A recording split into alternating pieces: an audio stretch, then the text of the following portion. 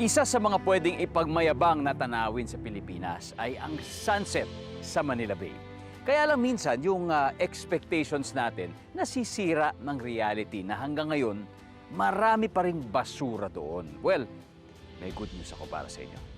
May nakaisip ng unang hakbang para ang problema sa basura ay masolusyonan.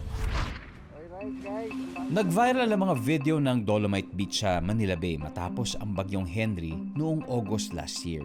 Hindi na raw katakataka dahil Pilipinas pa rin ang top 3 pagdating sa dami ng pollutan sa buong mundo. Pero sana, mabawasan na ang mga basura.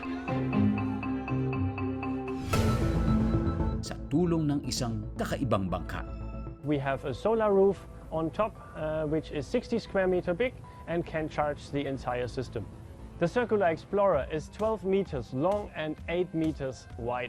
It is not made for open waters. It is only made for bay waters and for bay areas and rivers. Later on, we will basically roll out our operations to the entire Manila Bay. Alam niyo magkano ang inabot para makagawa nitong prototype? Halos $1 million. This is our conveyor belt.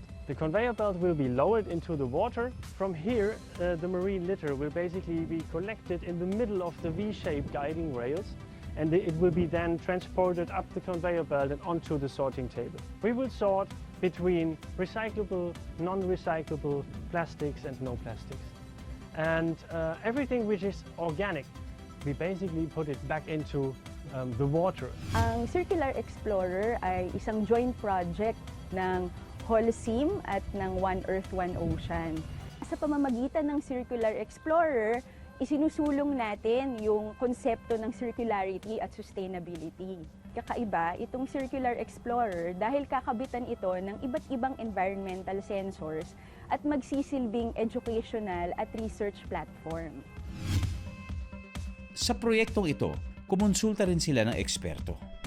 Manila Bay being the biggest na water body dito sa Manila, ito talaga ang tinutukan ng Circular Explorer. Kung hindi natin ito pag-aaralan ngayon, hindi natin alam kung ano ang mangyayari sa kalusugan din ng tao sa mga darating na panahon. Hindi malilinis ng iisang bangka ang lahat ng kalat sa karagatan. Pero ito ay magandang unang hakbang para ang mga kabataan ngayon ang makinabang bukas.